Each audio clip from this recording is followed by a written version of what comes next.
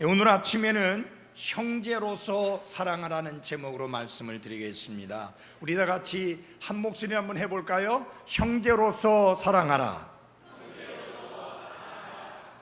베드로전서는 특별히 고난에 관하여 많은 말씀을 하고 있습니다. 그런데 우리가 고난을 당하게 될 때에, 고난이 찾아올 때 우리에게 가정이 있다고 하는 것은 굉장히 축복스러운 일이요 귀한 일입니다.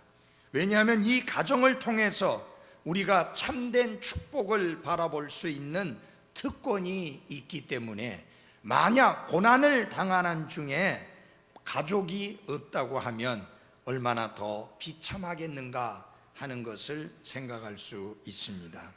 그래서 사도 바울은 저들이 가진 믿음으로 인하여 많은 환난과 핍박을 당하는 가운데 크게 고난의 시대를 살아가고 있는 그런 그리스도인들에게 그들의 가정 생활이 어떠해야 하는지 3장 1절로부터 7절까지의 말씀을 통해서 중점적으로 다루었습니다. 그리스도인 아내는 남편에게 어떻게 해야 하며, 그리스도인 남편은 또한 그리스도인 아내에게 어떻게 해야 하는지 자세히 잘 가르쳐 주고 있습니다.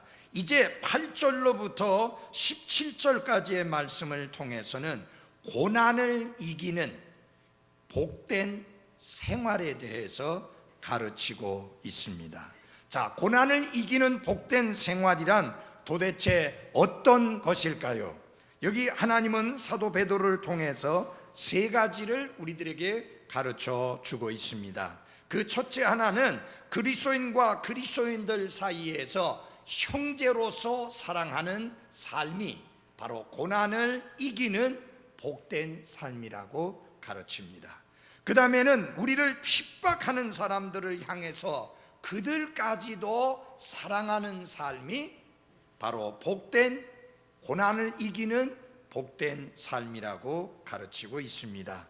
또 하나는 세 번째로 무엇이냐? 생명을 사랑하는 삶이 고난 속에서, 고난의 시대를 살고 있는 그리스도인이 복된 삶을 살아갈 수 있는 비결이라고 말씀하고 있습니다. 그래서 여러분이 고난 속에서도 복된 삶을 살려면 첫째로 우리와 믿음을 함께 하고 있는 그리스도 안의 형제들을 사랑해야 합니다.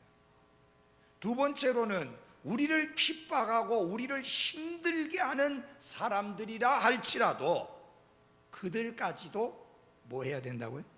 사랑해야 합니다. 그 다음에 중요한 것은 뭐냐? 하나님이 내게 주신 생명, 이 소중한 생명을 사랑해야 합니다. 그러므로 그리스도인은 자살이라고 하는 것은 상상도 하지 말아야 되는 사악한 짓입니다. 종종 어떤 사람이 자살하고 나면 신문이나 그리고 TV에 보도되는 내용 중에 독실한 크리스찬이었다라는 말이 꼭 떠오르더라고요. 여러분, 독실한 그리스도인은 자살하지 않습니다. 잘못된 그리스도인이 자살하지, 독실한 그리스도인은 하나님이 주신 생명을 스스로 끊고 마는 이런 끔찍한 죄악을 저지르지 않습니다. 성경은 여기 사도 베드로를 통해서 아무리 환난을 당하고 핍박을 당하고 그래서 크게 고난을 겪고 있고 고통스러운 날들을 보낸다 할지라도 생명을 사랑하라.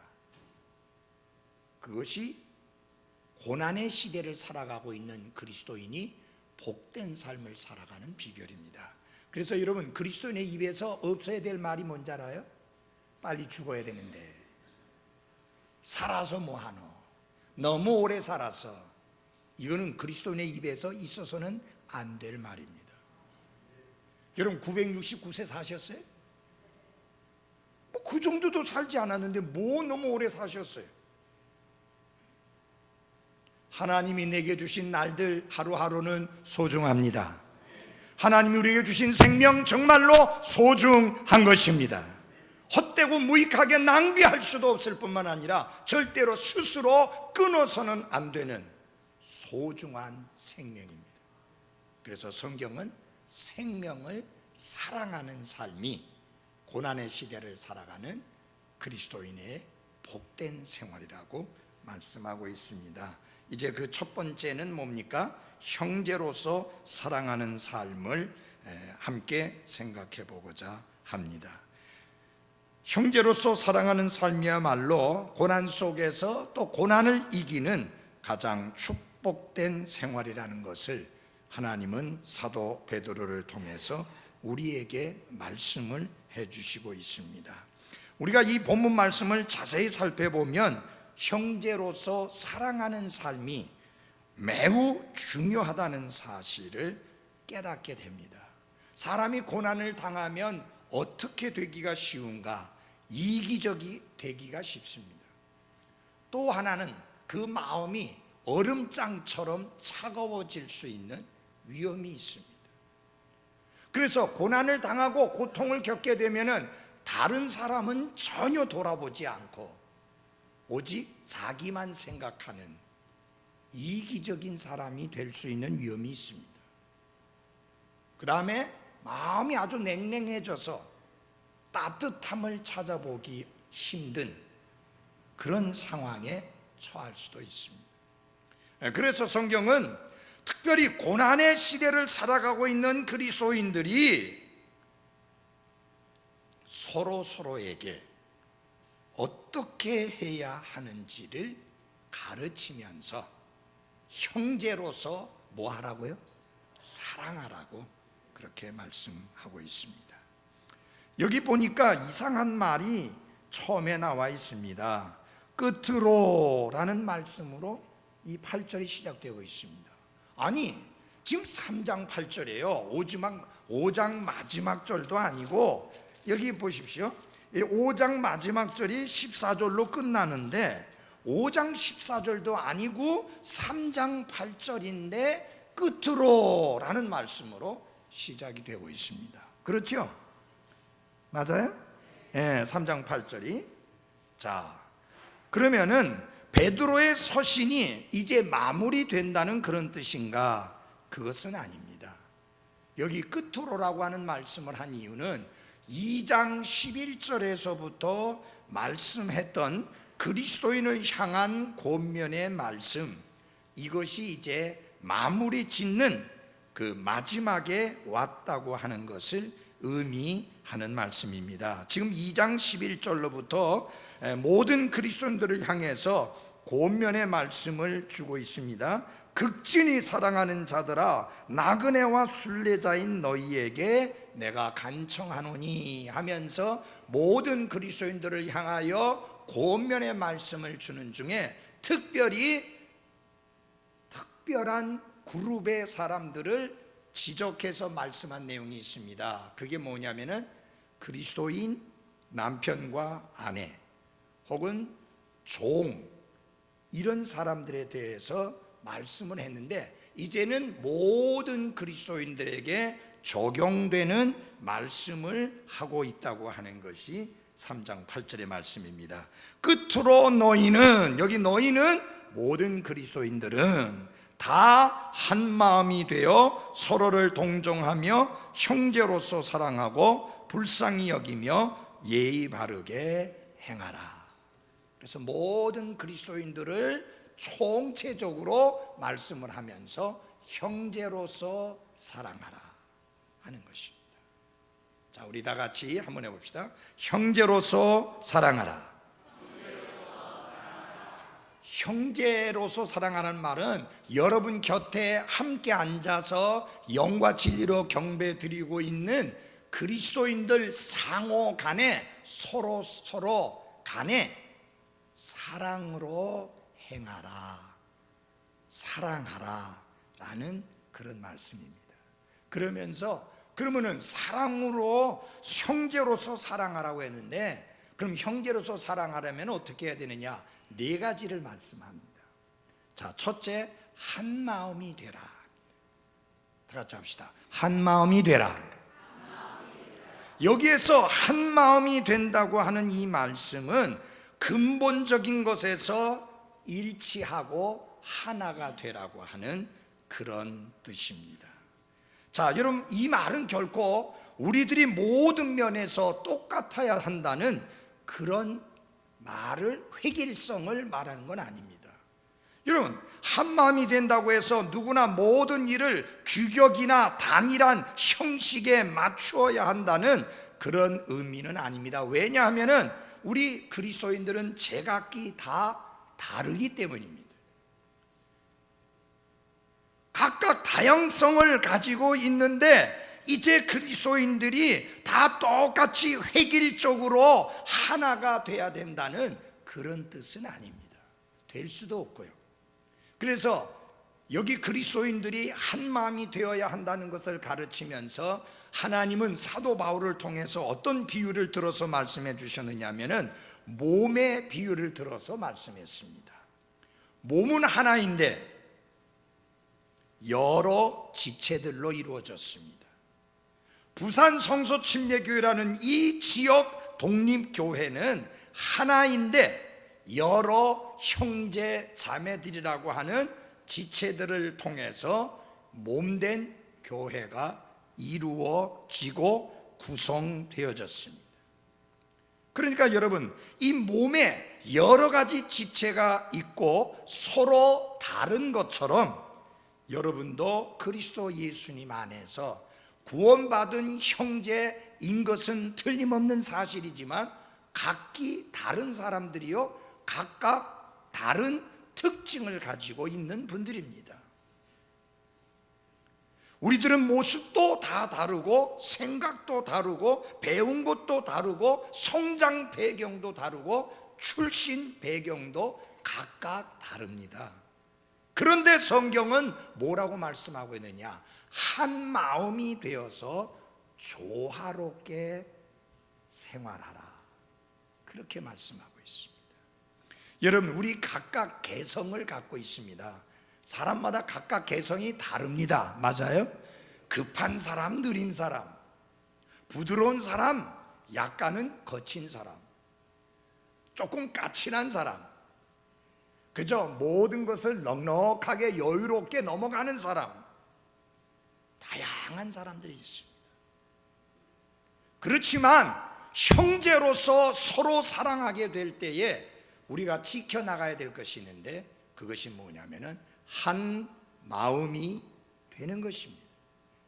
사도행전 1장에 보게 되면은 다락방에서 120명이 모여서 마음을 같이 해서 기도합니다. 거기에는 여자도 있었고 남자도 있었습니다. 배운 사람도 있었고 그렇지 않은 사람도 있었습니다. 부자도 있었고 가난한 사람들도 있었습니다.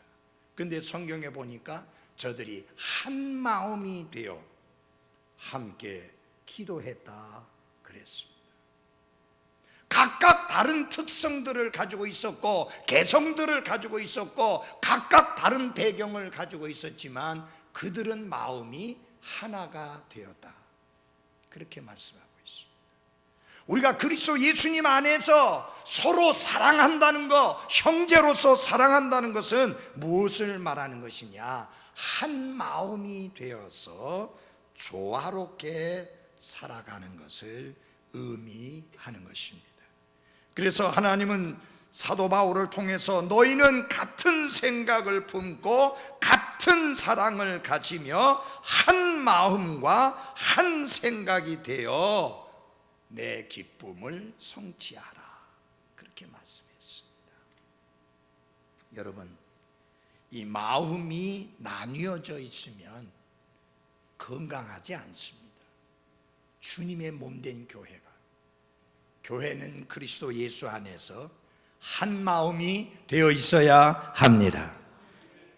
비록 개성이 다르고 각각 특징이 다르고 성격이 다르고 배경이 다르고 출신이 다르지만은 우리가 그리스도 예수님 안에서 예수 그리스도의 보배로운 피로 함께 구속함을 받은, 깨끗함을 입은, 구원받은, 다시 태어난 하나님의 자녀라고 하는 이 공통점 안에서 우리는 한 마음이 되어야 하는 것입니다. 가장 근원적인 거, 결코 양보할 수 없는 기독교 교리의 뿌리, 성경이 큰 소리로 강조하고 있는 중요한 교리에 관해서는 절대로 마음이 갈라질 수 없습니다. 그래서 교회가 한 마음이 된다, 형제가 한 마음이 된다고 하는 것 중에 가장 중요한 것은 뭐냐면 성경의 교리에 있어서 한 마음이 되어야 하는 것입니다.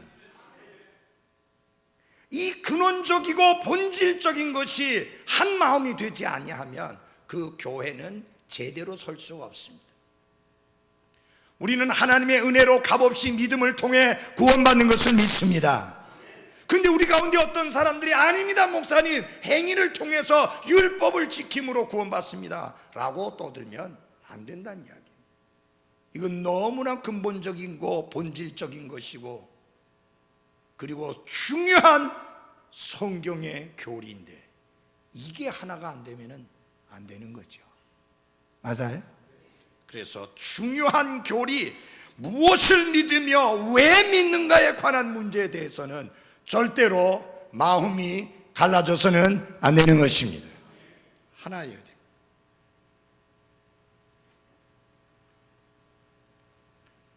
자, 여러분 주님 사랑하시죠? 아니, 주님 사랑하시죠? 이 교회를 사랑하시죠? 근데 교회를 사랑할 때 내가 교회를 사랑하기 때문에 어떻게 이 교회 안에서 주님을 섬길 것인가 할 때에 그 방법들은 여러 가지가 있습니다. 꼭 하나는 아닙니다. 그게 꼭 주일학교 교사가 돼야만 그렇게 섬길 수 있는 게 아닙니다.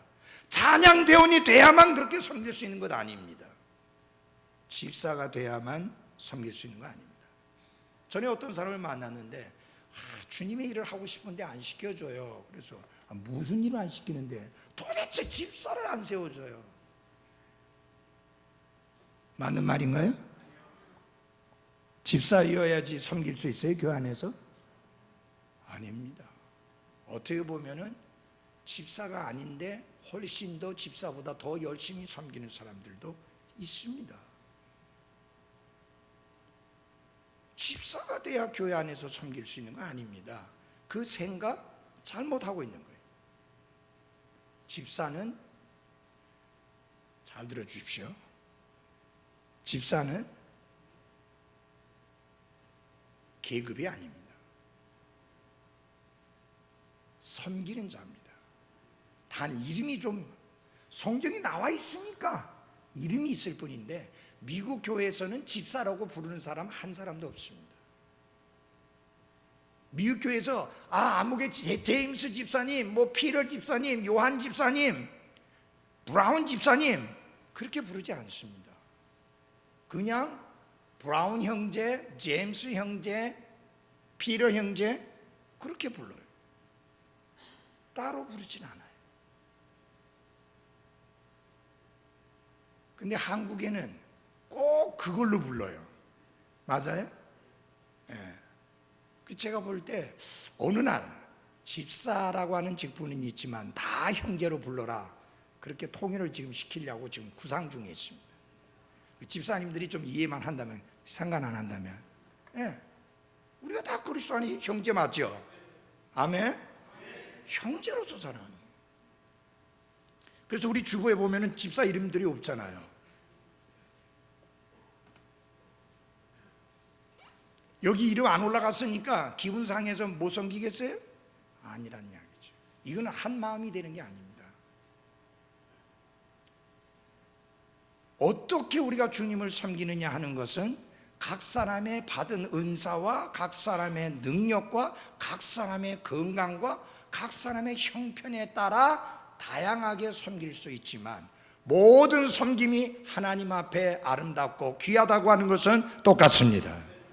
우리가 그런 한 마음으로 섬기고 사랑해야 조화롭게 할 수가 있는 겁니다.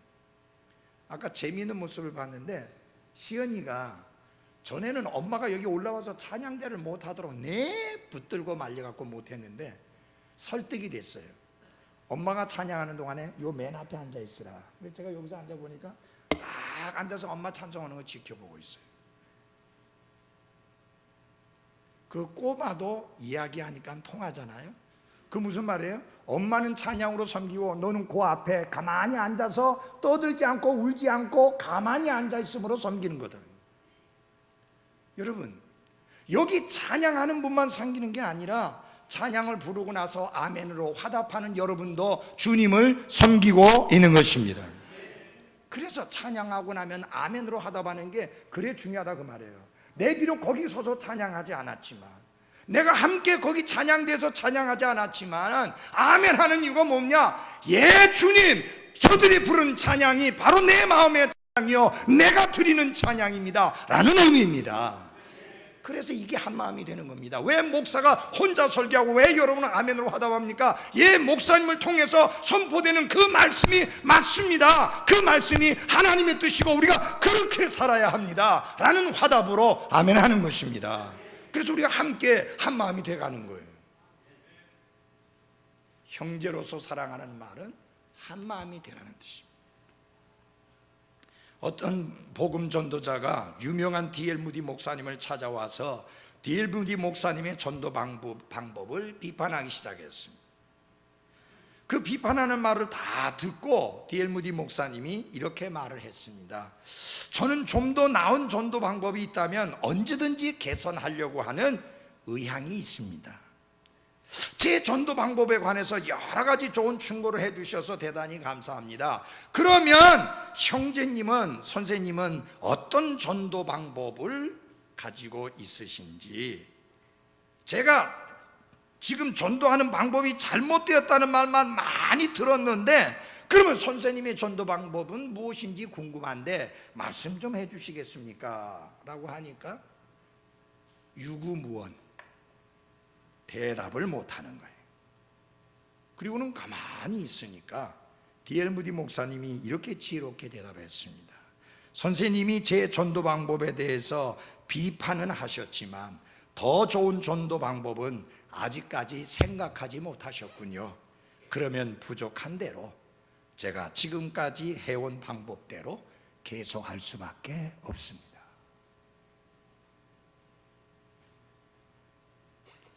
사랑하는 여러분, 그리스도인들이 잃지 않은 교제를 나눈다고 해서 우리 모두가 모든 사실에 관해서 똑같은 생각을 하라는 말이 아니고, 서로 다른 의견을 우리는 충분히 내놓을 수 있고 그것을 또 수용할 수 있어야 합니다. 제발 여러분, 교제할 때든지 일을 처리할 때 내가 제안한 방법 외에 다른 어떤 것도 용납되지 않는다는 그런 고집 피우면 안 됩니다.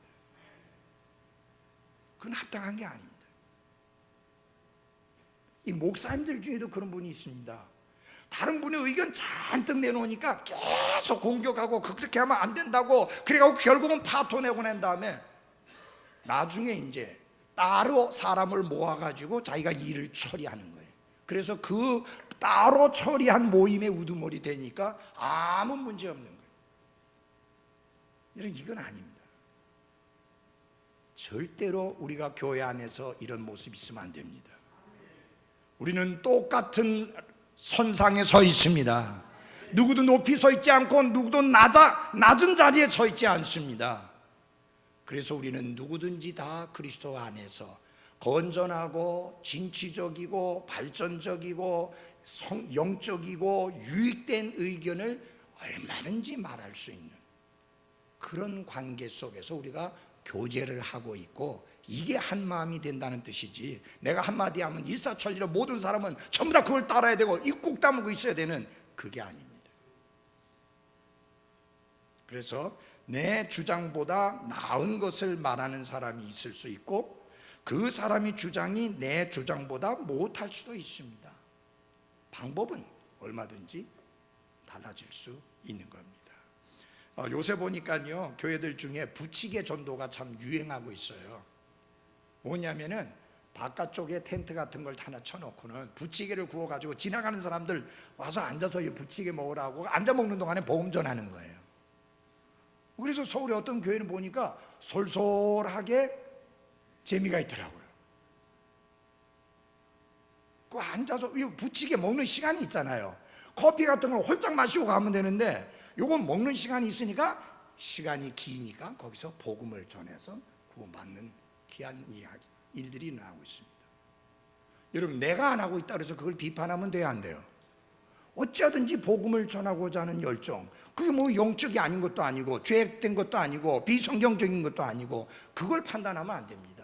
D.L. 무디 목사는요, 얼마나 잃어버린 영혼을 구령하고자 하는 열정이 심했는지 약간 경사진 곳에 가가지고 곰의 가죽을 뒤집어 쓰고는 떼굴떼굴로 굴르는 거예요. 가만히 보니까 곰은 아닌 것 같은데, 그러니까 사람들이 자꾸 몰리는데 그 안에서 이렇게 밖을 쳐다보는 거예요. 사람이 좀 모였는가, 좀 적다 싶으면 또 굴르는 거예요. 그러다가 그 곰의 가죽을 확 벗어 집어 던지면서 나는 구원받기 전에 이 곰처럼 미련하고 어리석게 살았습니다. 그러나 예수 그리스도를 만나고 구원받고 변화되어 새 사람 됐습니다. 여러분도 예수님을 만나면 이렇게 변화될 수 있습니다. 얼마나 그 복음을 전하고자 하는 열정이 뜨겁습니까? 내가 못한다고 그거 비판하고 비판하면 안 돼요. 그의 중심이 뭐예요? 그리스도를 전하고자 하는, 그분의 복음을 전하고자 하는 열정이잖아요. 그게 바로 사도 바울이 가지고 있던 마음 아닙니까? 어떤 사람들이 야, 사도 바울 저거 그냥 동분서주하면서 이곳저곳 뛰어다니면서 활발하게 전도 활동하더니 지금은 감옥에 갇혀있네. 이때다. 이제 우리가 한번 이름 좀 내자. 뭐 지만 전도할 줄 아나? 우리도 전도할 줄 알아. 그러면서 동기가 선한 동기가 아니에요. 근데 그렇게 비교하면서 시기심을 가지고 복음을 전했는데 사도 바울이 감옥에서 뭐라고 말합니까? 똑바른 동기로 하든지 삐뚤어진 동기로 하든지 선포되는 것은 그리스도니 내가 기뻐하고 또한 기뻐하리라. 여러분, 방법은 좀 다를 수 있습니다. 여러분, 우쭐대기 위해서 섬기면 그렇게 섬기는 그 사람만 손해지, 어쨌든 섬기는 것을 우린 기뻐해야 합니다. 맞아요? 우쭐대면서 교만함으로 시기심으로 건방진 모습으로 그렇게 섬기면 그렇게 섬기는 그 사람만 손해지, 그러나 가만히 있고 안 하고 있고 뒤쳐져 있고 손 가만히 놓고 있는 사람보다는 그래도 우쭐대기 위해서 섬기더라도 섬기는 모습이 더 낫습니다. 뭐 전도하는데 무엇을 하든지. 그리고 우리가 한 가지 알아야 될 것은 우리가 그 마음 중심에 들어가 보지 않았으니까 우쭐대기 위해서 하는지 참으로 기뻐서 하는지 참으로 감사함으로 하는지 세일수 우리가 다 헤아릴 수 없으니까 오히려 섬기는 것을 보고 기뻐해야 하는 것입니다. 그러나 제가 여러분에게 말씀드린 것은 한마음이 되는 것을 깨는 행동은 조심해라. 내가 내 의견을 말할 때 내 의견만이 최고라고 생각지 마십시오. 아시겠습니까? 그래서 다른 사람들의 말에 귀를 기울일 줄 알고 다른 사람들의 말을 듣고 양보할 줄도 있고 그리고 내 의견을 취소할 수도 있는 그런 마음이 그리스도 안에서 형제로서 사랑하는 삶입니다. 한 마음이 되기 위해서. 두 번째로 서로를 동정하라 그랬습니다. 다 같이 합시다. 서로를 동정하라. 그래서 조금 전에 드린 말씀 한 말씀만 더 드리고 넘어간다면은 정말 방법론을 대해서 말할 때 그게 그리스도를 존귀 있게 하는 것이라면 우리는 상관하지 말아야 됩니다. 그걸 통해서 잃어버린 영혼이 구원받는다고 하면은 상관하지 말아야 됩니다. 그것을 통해서 주님의 몸인 교회가 세워지는 것이라면 상관하지 말아야 합니다. 자, 두 번째, 서로를 동정하라. 이 동정이라는 컴패션이라고 하는 이 동정이라고 하는 말은 두 단어가 합해진 그런 말입니다. 하나는 가치라고 하는 말하고 또 하나는 느낀다라는 말, 두 개가 합해진 단어가 동정이라는 단어입니다. 무슨 말하고요? 가치, 느낀다. 그럼 이게 합해지니까 동정이라는 말이 무슨 말이에요? 같이 느낀다. 저 사람이 느끼는 것처럼 내가 느끼고 그래서 같이 느낀다는 그 말은 곧 형제의 기쁨과 형제의 슬픔과 형제의 아픔에 그리고 그의 삶의 모든 현장에 동참할 수 있는 삶의 태도를 동정이라 그렇게 이야기합니다. 그리스도인들은 동정에 찬 사람이 되어야 합니다. 냉랭한 사람이 되어서는 안 됩니다. 자기 자신에게만 관심이 쏠려 있는 이기적인 그리스도인이 되어서는 안 됩니다. 만약 우리가 우리 자신밖에 모른다면 불신자보다 나은 게 뭐가 있습니까? 우리는 형제 자매의 기쁨과 슬픔에 동참할 수 있는 그런 자세와 그런 태도가 형제로서 사랑하는 삶이다. 사도 바울은 이 말씀을 이렇게 아주 쉽게 이야기했습니다. 로마서 12장 15절에 기뻐하는 자들과 함께 기뻐하고 슬피 우는 자들과 함께 슬피 울라. 여러분, 우는 자들과 함께 슬피 우는 거 그렇게 어렵지 않습니다. 그건 그렇게 어렵지 않아요. 여러분, 초상집에 가가지고 뭐 눈물 흘리는 거 그렇게 어렵지 않잖아요. 맞아요. 슬퍼하는 자와 더불어 함께 슬피 우는 것은 어렵지 않은데, 문제는 어떤 게 어려운가? 기뻐하는 자들과 함께 기뻐하는 것입니다. 다른 사람의 성공을 보고 박수치며 축복해 줄 수 있는 그런 태도와 자세, 이게 쉽지 않다는 것입니다.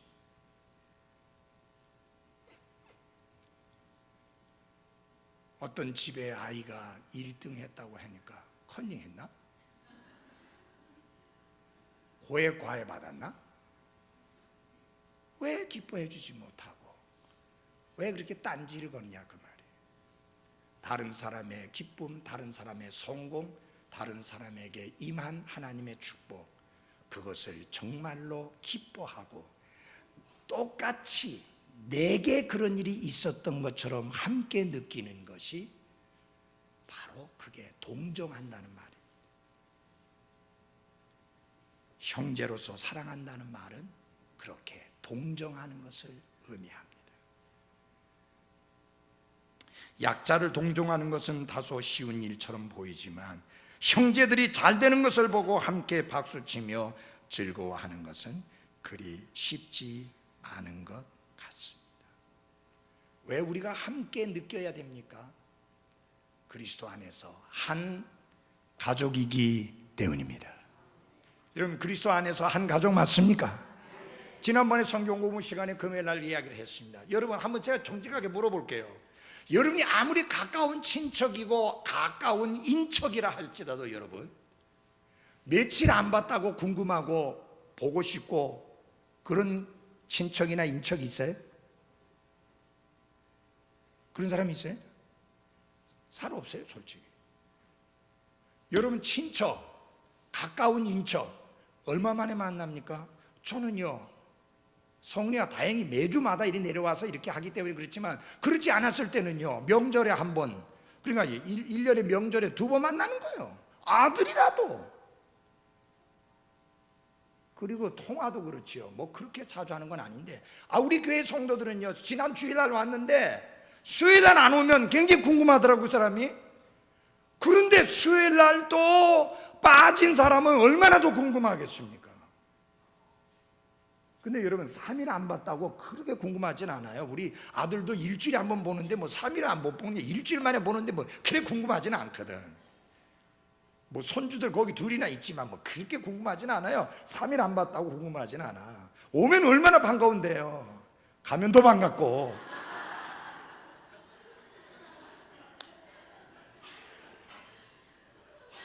그런데 이게 그리스도 안에 한 가족이 된 사람들은요, 지난 수요일날 봤는데 이번 주일 안 보이니까 집사 오늘 안 보이는 거야. 아까 계속 찾았는데 이상하게 안 보이는 거예요. 오늘 또 일한다고 못 온 모양이에요.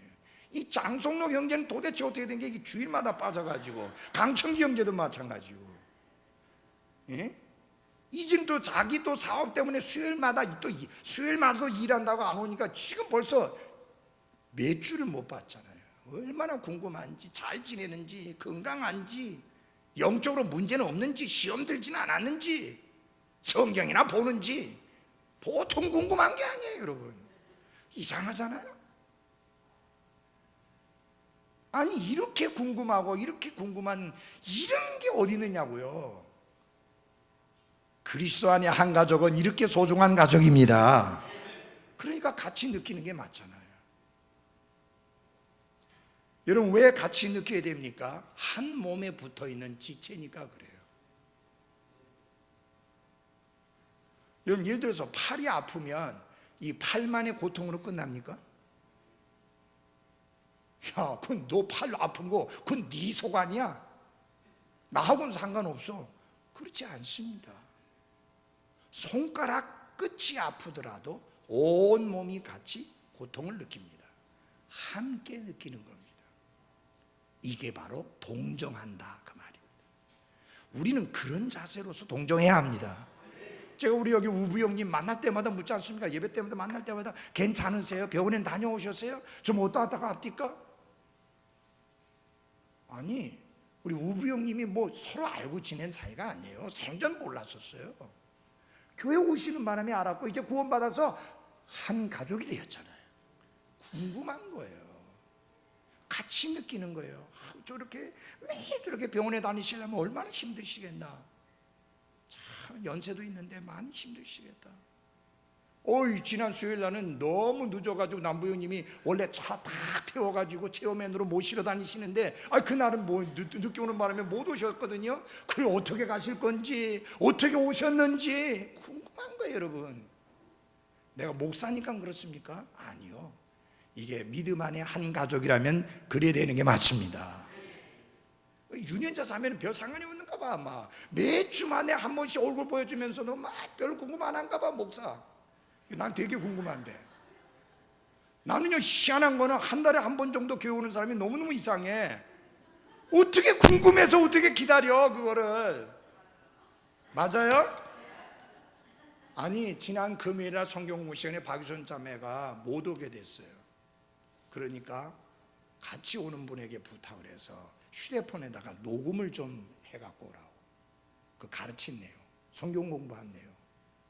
그렇게 궁금한 거예요. 뭐 배웠는지, 어떤 말씀 배웠는지. 이게 가족이에요. 우리는 육신으로 하나의 가족이 된 게 아니야. 여러분, 육신은 70, 80, 요새 100세 세대라고 하더라도 뭐 거기서 거기입니다. 도토리 키 재본들 뭐 70이나 100이나 별일 없어요. 근데 우리는 그리스도 안에서 한 가족이 됐는데 이 영적인 가족은 영원한 것입니다. 그러니까 궁금한 거예요. 그래서 고린도전서 12장 26절에 보면은 한 지체가 고통을 받으면 모든 지체가 그것과 함께 고통을 받고, 한 지체가 존귀를 얻으면 모든 지체가 그것과 함께 기뻐하느니라. 이게 뭐예요? 동정입니다. 다 같이 합시다. 동정. 함께 느낀다는 거죠. 형제로서 사랑하는 삶은 동정하는 삶을 말합니다. 세 번째로 불쌍히여기라 그랬습니다. 다 같이 불쌍히여기라. 성경에 보면은 하나님의 속성을 말씀하면서 가장 많이 나오는 말씀 중에 하나가 하나님은 긍휼이 풍성하신 하나님이시다. 불쌍히 여기시는 하나님이시다. 긍휼이 풍성하신 하나님께서 친히 우리를 사랑할 때 보여주신 자신의 크신 사랑으로 인하여. 여러분, 죄인에게 필요한 것은 뭔지 압니까? 긍휼입니다. 긍휼. 불쌍히 여기는 겁니다. 그래서 세리가 하나님 앞에 나가야 기도할 때 너무 자신이 추하고 더러운 죄인인지라 하나님께 말씀드릴 내용은 하나도 없고, 이거 해주세요, 저거 해주세요, 이 문제 해결해 주세요, 저 문제 해결해 주세요, 말씀드릴 내용이 없습니다. 죄인이 나가서 그가 할 수 있는 일은 하나예요. 하나님이요, 긍휼을 베풀어 주소서. 근데 하나님이 긍휼을 베풀어 주셔서 그가 의롭다함을 받고 내려갔다 그랬습니다. 사랑하는 그리스도인 여러분, 복음서를 읽어보시게 되면 예수님께서 방황하는 수많은 무리들을 바라보실 때마다 그분이 보이신 태도를 기록한 내용이 이런 말씀으로 되어 있습니다. 무리들을 보시고 그들을 불쌍히 여기시더라. 우리 가운데 아무도 완벽한 삶을 사는 사람은 없습니다. 그러므로 우리는 서로 아끼고 불쌍히 여겨주는 그런 마음이 필요합니다. 불쌍히 여기는 삶의 태도가 없이는 그리스도인의 교제는 언제든지 깨질 수 있는 것입니다. 나도 완벽하지 않은데 형제나 자매의 완벽하지 않음을 보고 신랄하게 공격하고 지적하고 야단만 친다면 어떻게 그리스도인의 교제가 사랑 가운데 이루어질 수 있겠습니까? 서로 불쌍히 여기는 마음이 필요합니다. 주변에 스치고 지나가는 수많은 사람들을 바라보면서, 부산 거리의 그 많은 인파를 바라보면서 여러분은 무엇을 느끼고 있습니까? 오래전, 수십 년 전에 데이브 스프롤이라고 하는 목사님이 한국을 오시게 되어서 저희 교회에서 모시고 집회를 하게 되었습니다. 이 낮에 저 부산 시내, 옛날엔 부산 시내라면 저 광복동 남포동을 말하니까 이제 버스를 타고 그분을 모시고 그 시내를 나간 적이 있습니다. 그 광복동 거리가 사람이 무지하게 많이 오가는 그 거리 아닙니까? 그래서 이제 거기를 구경시킨다고 그러는데 이분은 구경에는 관심이 없더라고요. 사람들을 한참 쳐다보고 있는데 어느 순간에 그분의 얼굴에서, 눈에서 눈물이 흘러내려서 그의 뺨을 적시고 있었어요. 전 놀랐어요. 갑자기 왜 저렇게 많은 사람들을, 광복동 거리에 오가는 사람들을 보시면서 갑자기 눈물을 흘리는가? 그때 그분이 울먹이는 소리로 저에게 이야기를 했습니다. 김 목사님, 이 수많은 사람들 중에 몇 사람이나 구원받은 사람이 있을까요? 라고 묻는 것이었어요. 이 가운데 몇 사람이나 구원받았을까요?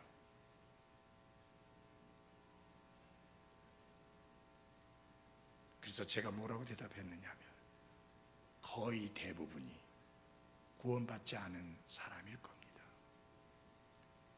그분은 오가는 사람들을 보면서 그들이 예수 그리스도 없이 지옥 간다는 사실 때문에 불쌍히 여기며 눈물을 흘리고 있었습니다. 바로 예수님께서 예루살렘을 보시면서 우셨던 주님의 심장을 그분이 가지고 계셨습니다. 그 이후에 저는 그분을 한 번도 더 못 만났습니다. 그러나 저는 그분이 보여준 그 태도, 그 눈물, 수십 년이 지났지만 잊을 수가 없습니다. 우리는 구원받지 못하고 하루하루 쫓기듯이 살아가고 있는 사람들, 희망도 없이 소망도 없이 목표도 없이 목적도 없이 살아가고 있는 그분들을 바라보면서 불쌍히 여겨서 그리스도의 복음을 전하고자 하는 열정을 불태워야 할 것입니다. 마지막으로 예의 바르게 행해야 합니다. 여기 예의 바르게 행한다는 것은 그저 숙녀나 신사처럼 행동하는 그 정도를 말하는 것이 아니라 그 이상입니다. 고린도전서 13장 5절에 보면 사랑에 대하여 말씀하면서 무례히 행치 아니한다. 여러분, 정말 우리가 그리스도 예수님 안에서 형제로서 사랑한다고 해서 버르장머리 없이 무례하게 행하면서 사랑을 운운해서는 안 됩니다. 어른은 어른답게 예의를 갖추어서 대해야 하는 것이 맞습니다. 자매는 자매답게 깨끗하게 대해주고 조심스럽게 대해줘야 되는 것이 맞습니다. 형제들이 함부로 자매들 등에다가 손을 얹으면서 두들기고 그래 하면 안 됩니다. 그건 무례한 행위입니다. 자매는 자매대 내 여동생 대하듯이 조심스럽게 대하고, 어른들은 내 부모님 대하듯이 어른스럽게 대하고, 이렇게 형제로서 사랑하는 삶에 예의가 있어야 되는 겁니다. 성도들은 목사에 대하여 예의를 갖출 줄 알아야 되고, 어른들에 대하여서는 젊은 사람들이 예의를 갖출 줄 알아야 되는 게 맞습니다. 그래서 여러분, 오해하지 마십시오. 형제로서 사랑한다는 것이 무례하게 행하고 함부로 대한다는 것을 의미하지는 않습니다. 제가 오래전에 미국에 갔을 때 어느 한 교회에 갔었는데, 거기 그 교회에 비서가 있었는데 자매였습니다. 근데 그 목사님이 앉아 있었는데 여기를 잡더니 이렇게 일으키는 거예요. 그래서 이 미국은 원래 난장판이라더니 이게 보통 있는 것 모양이구나, 좀 그렇게 생각했어요. 미국 처음 갔을 때 그걸 봤으니까. 우리 한국에서는 상상도 못할 짓을 했기 때문에. 그 나중에 물어봤어요. 근데 배보성 목사님한테 물어봤어요. 목사님 이렇게 하던데 이거 이래도 괜찮은 거냐고, 비서 이렇게 잡아가지고 이렇게 일으켜도 괜찮은 거니까 아니라고. 김 목사님 그런 모습을 보여주게 돼서 정말 미안하다고 사과하더라고요, 자기가 대신. 그러더니 나중에 알고 보니까 그 사람 결국 목회 안 하더라고요. 여러분, 우리는 성경을 믿는 사람들입니다. 성경 신자들입니다. 성경대로 믿고 성경대로 실행하는 사람들입니다. 예의가 있어야 합니다. 예의 바르게 행해야 됩니다. 그런데 예의 바르게 행하는 비결이 뭐냐? 겸손입니다. 그리스도의 생각을 가질 때 우리가 겸손하게 대할 수가 있습니다. 예수님은 나는 마음이 온유하고 겸손하다, 그렇게 말씀했습니다. 겸손은 외적으로 꾸미는 그런 꾸민 겸손을 말하는 게 아닙니다. 하나님 걸 제일 싫어합니다. 겸손하다고 할 때 허리를 굽실거리면서 쩔쩔매는 것을 겸손이라고 성경은 말씀하고 있지 않습니다. 진정한 겸손은 종의 마음이요, 종의 정신이요, 종의 자세요, 섬기는 자세를 말합니다. 심지어 예수님은 내가 섬김을 받으러 오지 아니하고 도리어 섬기며 자기 생명을 많은 사람의 대속물로 주려고 왔다고 하셨습니다. 그분 두 가지를 말씀하셨습니다. To minister, 섬기고, 그 다음에 to give, 주려 함이니라. 그분은 생명을 주셨습니다. 우리는 생명을 주진 못한다 할지라도 내 시간과 내 마음과 물질과 재능을 주어 섬길 수 있는 그런 삶이 성경이 말하는 예의 바르게 행하는 것이라는 것을 잊지 마십시오. 여기에 예의 바른 것은 공자가 말하는 예의를 말하는 게 아닙니다. 겸손히 섬기는 모습을 바랍니다. 형제로서 사랑하는 삶은 겸손히 섬기는 삶입니다. 우리는 주님을 닮아가는 사람입니다. 그분은 말씀하셨습니다. 나는 마음이 온유하고 겸손하다. 그분은 거칠지 않았습니다. 부드러운 마음의 소유자였습니다. 서로 부드럽게 대하십시오. 그리고 섬기는 사람이 되십시오. 왜? 우리가 너무나 소중한 그리스도 안에서 함께 가족된 사람이기 때문입니다. 기도하겠습니다.